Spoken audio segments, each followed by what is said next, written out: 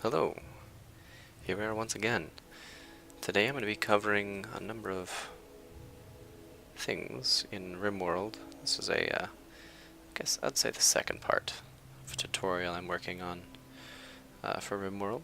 The first video covers the very basics, and today I'm going to be going over such things as mods, defenses, food, prisoners, medical, bedrooms, and power. I'm going to start this tutorial with mods and how they work. So if you have a Steam version of the game, which you should, preferably, go down to the mods section in the main menu. Click that, and you'll see that I have a number of mods enabled currently. I'm going to go ahead and turn all of these off, just for this. You never want to turn off core, because that's the core game. So we're going to go ahead and click here and disable all of these mods here. So as simple as that, all the mods that we had installed are now uninstalled. But they are still downloaded, they are still on my computer, but they are not enabled. So when I go back to the main menu, click close, it'll say that the game has to restart. That is simply so that it can put files back in order. So we'll click OK. The game will restart. It may take a few seconds to a couple of minutes to load. Alright, and there is a chance that you'll see a debug log such as this. Usually, you don't need to be alarmed. It's usually something that the mod enables, or in this case, it's just saying that it's missing all of the mods. So we have nothing to worry about. We'll close that. And if we go back to mods, see that everything is still disabled. Say you didn't have any mods at all. Well, you have the option of going to forums, such as the Ludian forums, or you can simply go up here into the Open Steam Workshop and look for mods in the Steam Workshop. Allow me to switch cameras so that you can see what I see. Here we are. Now we can see the Steam Rimworld Workshop, and we can browse the popular mods for today, or within the last week. You can of course sort by time and type, but we'll stay on here. We'll just browse through and see what they have. They have some very odd ones, like soaking wet is a good thing, where your people will get a mood boost from being soaking wet. Or you'll have quality of life improvements such as literally playable, which makes the game actually playable by fixing the egregious calamity that is a spike trap. Now we can rest easy knowing that the description is corrected. So it just changes the description of the spike trap. Or you'll have outfits, or more crashed ship parts, or combat improvements. You have anything you can think of, just about. There is also a multiplayer mod for Rimworld. This one must be installed from the forums, and if you're interested, I'll leave a link in the description. It's a very good mod. It sometimes has its problems, such as it does a lot of desyncing, but it's still bearable and it's a lot of fun to play this game with friends. But for now, I'm not going to worry about mods. I'm going to open up a world and build a basic thing in dev mode, which I'll show real quickly. So we'll go close. We'll go ahead and load the old place. So here we are in the game. Now to make things easier and quicker, I'm going to enter dev mode, which essentially allows you to edit options you wouldn't normally be able to edit in Rimworld. So go to Escape, Options, and open Development Mode. This gives us a toolbar at the top, which has a number of options, such as opening the debug log, opening the tweak values menu, opening the package editor, view the settings, actions menu, logging menu, inspector, God mode, and pause the game if there is an error logged. We're going to go into God mode. God mode is enabled, you can see, because it says so. God mode allows us to place walls freely, and then also delete them instantly. And we save the resources. So, I'm going to go ahead and put together a basic colony. It's not going to be very natural. Usually you'd play the game and you'd naturally build these rooms over time. But just for the sake of tutorial, I'm going to build out a little colony that probably isn't ideal for everybody or every situation, but it works for this tutorial. So, I'll get back to you when that is finished.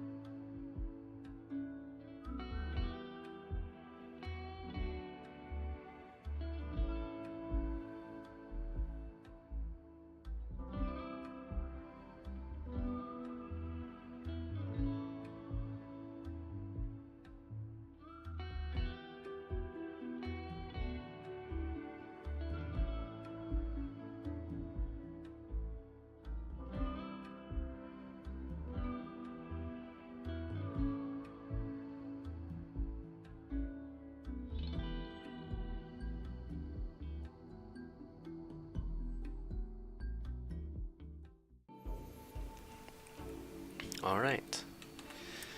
I believe I have completed this colony, as I believe it to be pretty safe. So let me explain what's going on here. After I quickly remove this, I forgot to remove that. So let me quickly explain what's going on. I'll begin with food. When you start with the game, you usually drop with these packaged survival meals, and of course, these will only last you so long. So one of the first things you want to do is begin a farm, or a growing zone. And to do that, you would go to zone and create a growing zone, and you just click and drag like you would any other zone. And then you can click on it and set what you want them to grow. Some of them require a minimum growing skill. Say for the strawberries, they need to have a growing skill of at least 5 in order to grow strawberries, or 8 in the case of heel root. Rice is the fastest growing plant in the game, and depends heavily on the fertilization of the soil. You can see the type of soil by the bottom left. It says fertilization, 100%. Some areas have less. Some areas you can't grow at all, such as this mud. You can't grow anything here. However, this rich soil nearby, which is a darker color than normal soil, has fertilization of 140. So, the stony soil has fertilization of 70%. So plants will grow faster and slower depending on the type of soil that they're grown in. In this case, we're growing on mostly normal soil, which has a fertilization of 100%, except for this corner here, which you can tell by the slight color change, the slight design change. So this area of the farm will grow slower than the rest. However, it is the opposite here. We have rich soil in the middle of this farm, so everywhere else will grow slower than here in the center. This one appears to be all the same, so it should all grow at the same rate. Your people will come along and chop down any trees or grass or bushes, and then begin planting, such as they have done here. I'm going to go ahead and speed it up a bit so that you can watch them work a little harder. So once the food is grown, the rice is grown, somebody will come by and they'll collect it, they'll harvest it, and then they'll bring it to your stockpile, which you have designated to have food, which in my case is my freezer here, which you can also rename, but I haven't renamed them. So you can come here and rename the zone to something like freezer. And I call it that because I have an air conditioning unit here, which you can set the temperature to, say, a freezing temperature. I like a nice 0 degrees Fahrenheit. Looks nice to me. But it will use quite a bit of power, so you need a power source for that. In my case, I have a wind turbine, which depends heavily on whether there are trees in the area highlighted and how the wind is today. Sometimes you won't be gaining any power from this windmill because it's just not a windy day. Sometimes it'll be a very windy day and you'll have, I believe the maximum is 3,600 watts of power you can receive from a wind turbine. So a wind turbine can be both a blessing and a curse. After you get the wind turbine down, the next thing you want to do is build research batteries, because batteries are an extremely important step, because they allow you to save any excess power that your wind turbine saves, which, as you can imagine, is important, especially for when it's not a very windy day. In my case, it's a moderately windy day. So all the excess power that's not being used is being put into these batteries. They only have an efficiency of 50%. So say we had one battery, and we had one wind turbine. If the turbine was giving out 100 watts of power, the battery would only absorb 50 watts. Unless, of course, it was connected to something else that was using power, such as this cooler. But say it was just the battery and the wind turbine was giving out 100 watts, the battery would only accept 100, or would only be able to take in 50%. And it self-discharges at a rate of 5 watts, just over time, slowly. So you can have a battery pack, or battery set, that's just off on its own and fully charged, but it will slowly begin to degrade over time. So in the case of freezers, you want to set the storage tab to contain food and any other perishables. Now I forgot one here, corpses, animal corpses, so that if someone goes and hunts down an animal and kills it, they'll bring it to the freezer, where it won't spoil, it won't rot. But let me show you what I have set for my freezer. Of course, all foods, and manufactured, you see, drugs. Ambrosia is a fruit, a narcotic fruit. Not quite sure how to explain it. So it needs to be refrigerated in order to last longer, so I keep it in my freezer. Now with raw resources, in the case of plant matter, that includes hops, psychoid leaves, and smoke leaf leaves. These can last a little while out in the open, but it's best if you put them in your freezer, somewhere safe. And of course, animal corpses, so that you can freeze them before they are cut up and used for cooking. Now you want to make sure you restrict food from being taken to this stockpile, otherwise they'll bring it here and it won't be frozen. So you want to restrict anything that you want to put in your freezer from here. So in my case, I've turned off all foods, I've turned off ambrosia, and I've turned off the plant matter and raw resources. So let's say you kill a deer, you hunt down a deer, and you bring it back, you put it in your freezer. But unless you have a butcher table or a butcher spot, the animal, the deer, will not be cut up. It is best to have a butcher table, as it allows you to gain 100% of the resources from the deer, 100% of the meat. A butcher spot will only give you 70% of the meat and leather from the creature, so it's best to make a butcher table as soon as possible. In the butcher table, you need to tell people that you want the animal to be butchered. So you click on bills, go to add bill, and you'll see kibble. That's something else. That's for farm animals. We want butcher creature. How I usually do it is have them butcher every creature that we get. That way, we don't have a bunch of dead bodies lying around. It's meat that we can use in cooking. So I like to leave it like that. Now, myself, I like to use the nutrient paste dispenser, but I'll go ahead and talk about the electric stove first. The electric stove, or there's also an option for a fueled stove which uses wood as fuel. These stoves can cook food, of course. You go to bills and add a bill, and you can cook 3 types of meals. A simple meal uses 10 of one type of food source, such as rice or any sort of meat.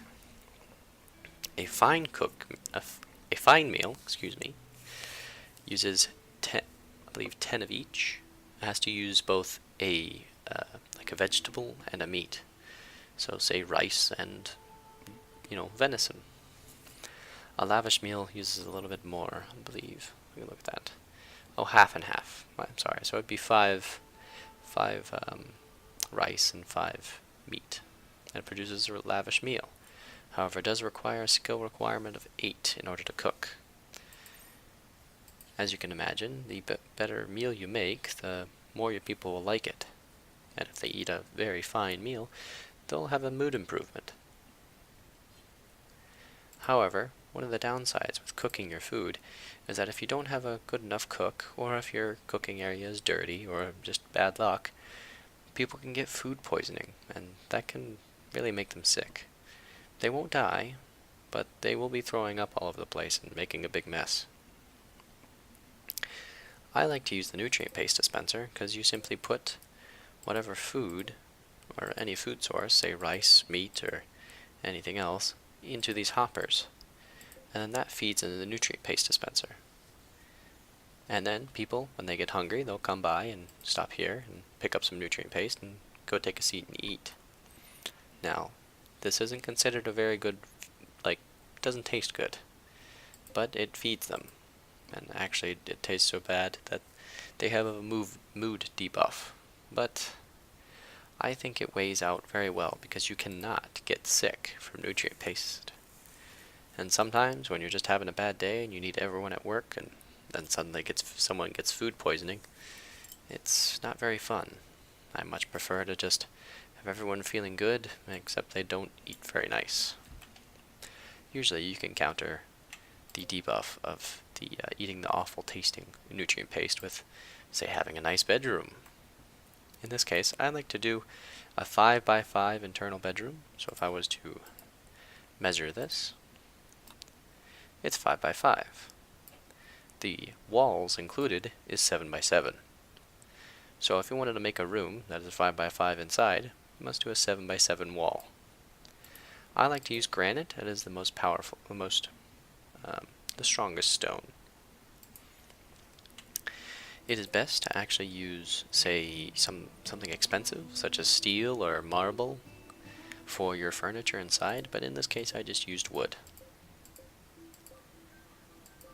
And you want things to look as good as possible. Whenever, say you have someone that has a really high construction skill, and they go and build a bed, it'll be a very nice bed. It'll be good or excellent, or even masterwork.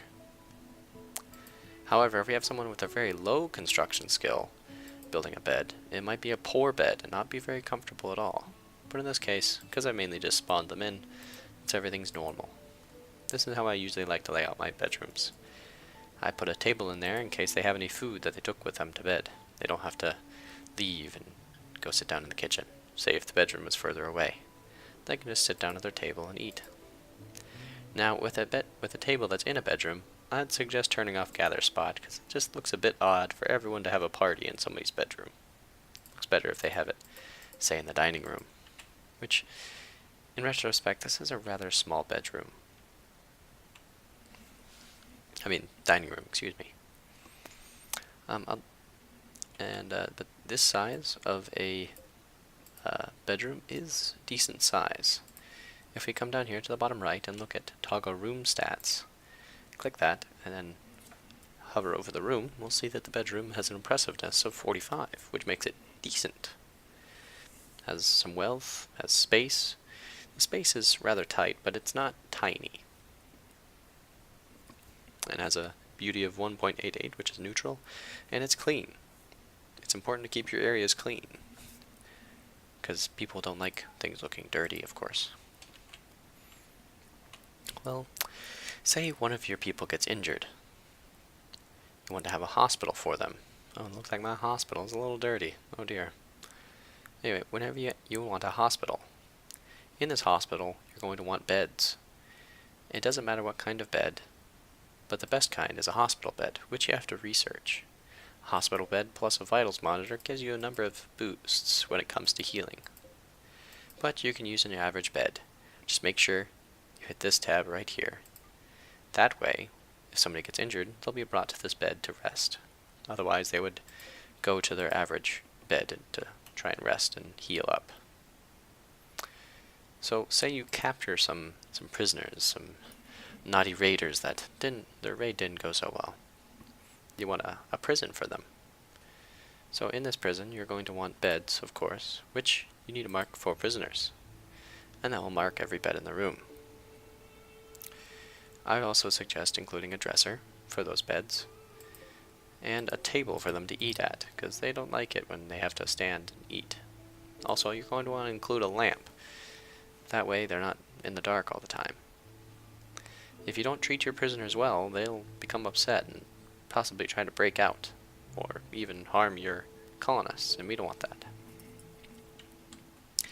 Now, let's move on to defending your colony.